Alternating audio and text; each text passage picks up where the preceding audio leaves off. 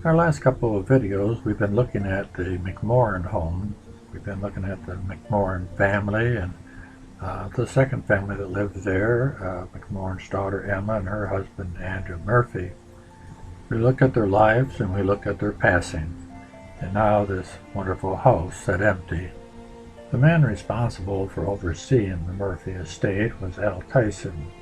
He's a poacher and attorney, is perhaps best remembered for the building he endowed at the community college. Tyson was Emma Murphy's legal advisor and trusted friend. Andrew Murphy died in Mercy Hospital and left his house, land, and contents to be used by the sisters as a sort of retreat, specifying in his will that it was to be left intact. Instead, 5 years after his death, the house was demolished. A sale of their furnishings was held, bringing antique dealers, bargain hunters, and the curious in droves. The demolishment of this home in Port Huron, I think, was a surprise to many folks, probably most folks. I think everyone thought either the sisters were going to use it, or perhaps they were going to make it into one of these beautiful mansions that you could charge admission to go through. But it was not to be. It's hard to read this article, but here's what it says about what the sisters said. The sisters, who were unavailable for comment today, indicated Wednesday that the home was being torn down to prevent children from being injured in it. A spokesman for the city, who declined to identify herself, said children have entered and ransacked the building over the last several years and that eventually one of the children would get hurt. She also noted that the cost to renovate the home or use as a convent or quarters for nurses would be too high. Because of the safety factor, it was decided the building should be torn down. The land will be cleared and used for a park, she said. However, I don't think it's ever been a park and doesn't look like it's a park today. Some folks in the know says it was all about the roof. Murphys apparently hoped the sisters and nurses would live in the grand old home, but instead they balked at repairing the roof. Al Tyson said to a friend one time, "Look at the building," referring to the hospital across the street, Mercy Hospital, because the Murphys in 1951 had donated 25 acres of land for the hospital. He said, "Look at the building they're going to get and all the property, and they're kicking about a new roof." Well, that roof is no longer there, nor is the home. But there are some little reminders in this area, where this home once said, reminders of a different era and what once was. You never know where you're going to find these items. It could be in somebody's home where they purchased it or perhaps were given it from the estate, such as this part of the mansion that was from the stair banister. Or if you're in the Port Huron Museum, you may take a look at this. This is a fireplace that was in the mansion.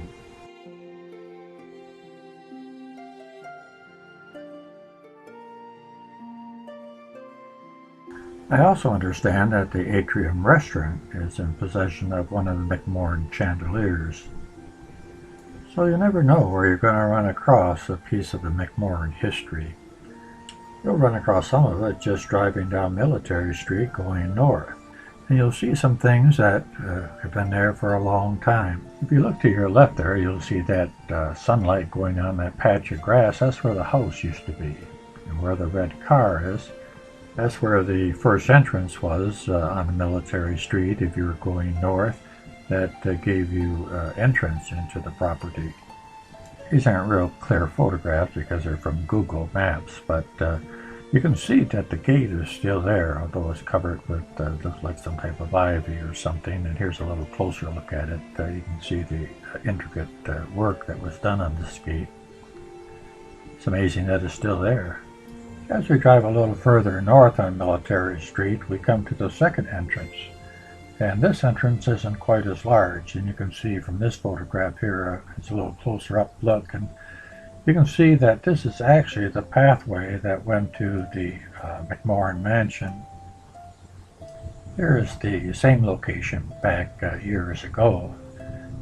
before they actually had the higher fence that was placed upon the bricks. And that's the reason you see the difference in the column heights. And the color pictures you were just looking at were quite high compared to this, but that was because of this fence you see in this picture. So in order to make it look right, they would have had to put a few more bricks in that column to bring it up to the fence level. Here's another look at that fence as it looks today. Still quite well preserved.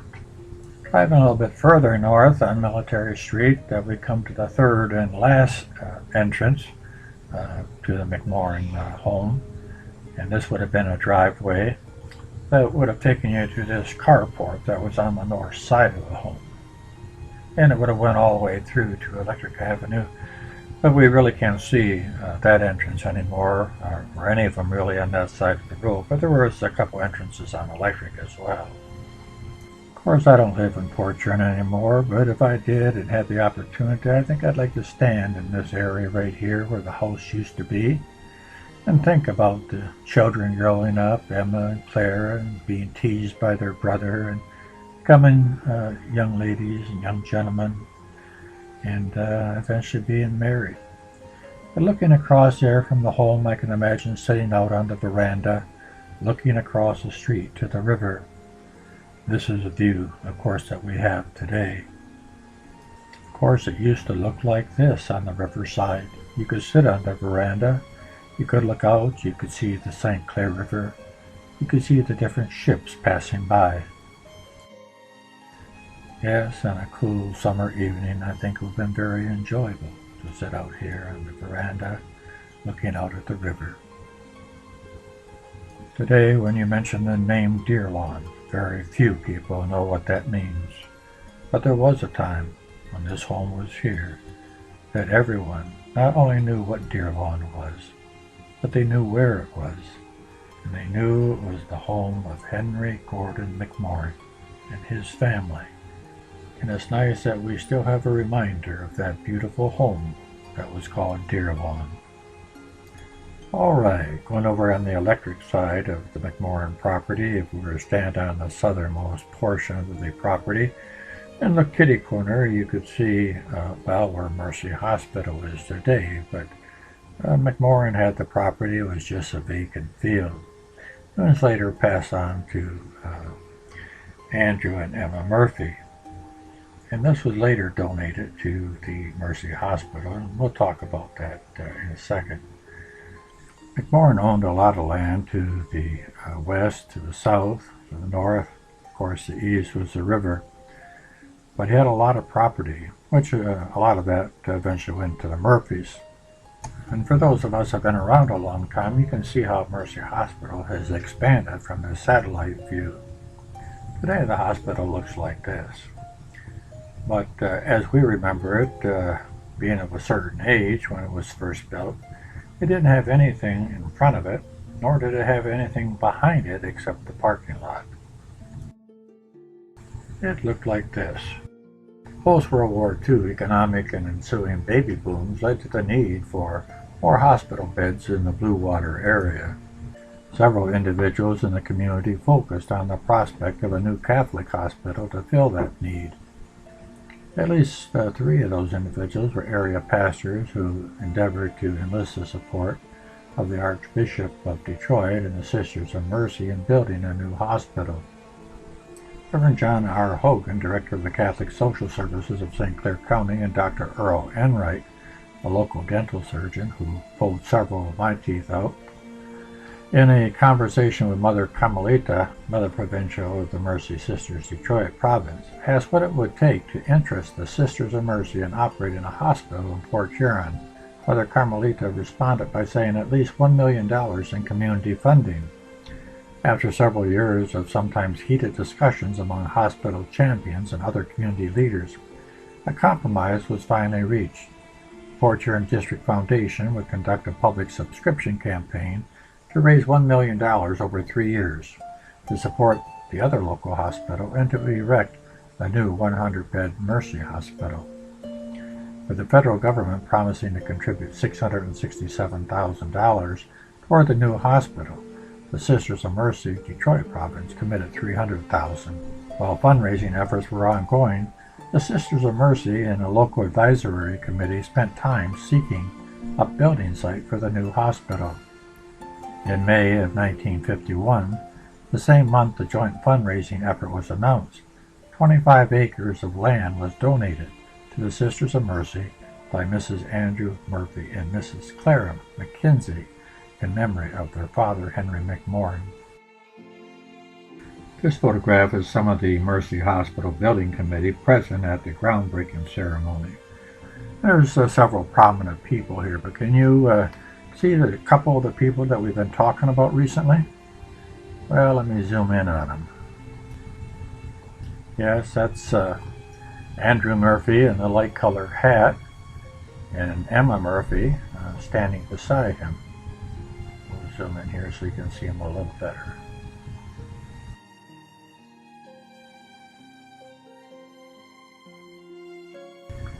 In this photograph here, it looks like they're getting ready to lay the cornerstone.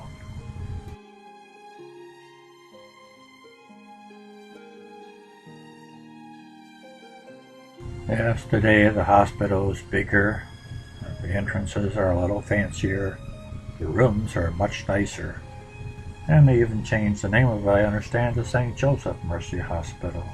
But I always remember the hospital like this, just Mercy Hospital. And two things, very important things that you should remember about this hospital. 2 of my 3 boys were born there. Okay, so you don't really have to remember that. Alright, let's go a little bit further down Electric Avenue, and we come to, the corner of Reed Avenue and Electric Avenue. And looking here, we see basically a vacant lot. If we look at it from the satellite view, you can see it's a triangular lot, and it's bordered by Reed Avenue and 16th and Electric. But if you look in the middle, where there's no trees and you can see the brownish earth, there used to be something there for sure. And that something was the Grant School, as you can see on this map. And there it is, sitting right in the middle. This photograph here was taken in 1966 of the 4th grade class at Grant School. Maybe one of you will recognize yourself in this photograph.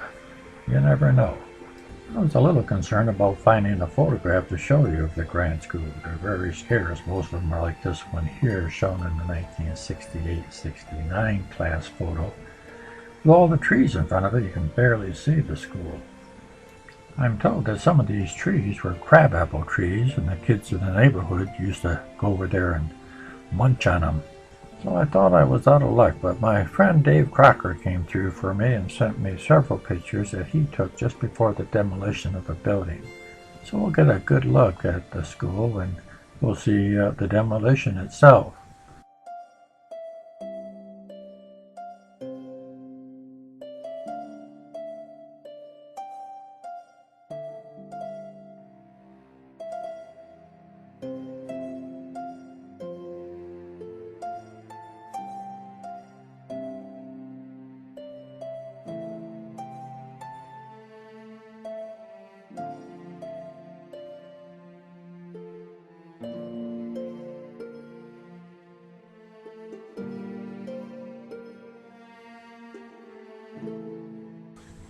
And there she goes.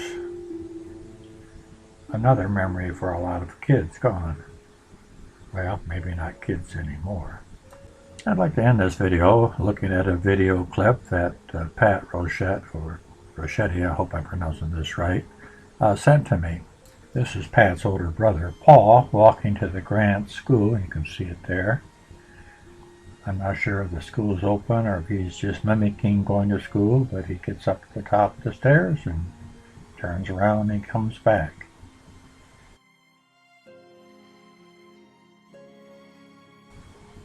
Maybe you got to look at the teachers there. It says, whoa, I don't think I want to go there. I'm heading out.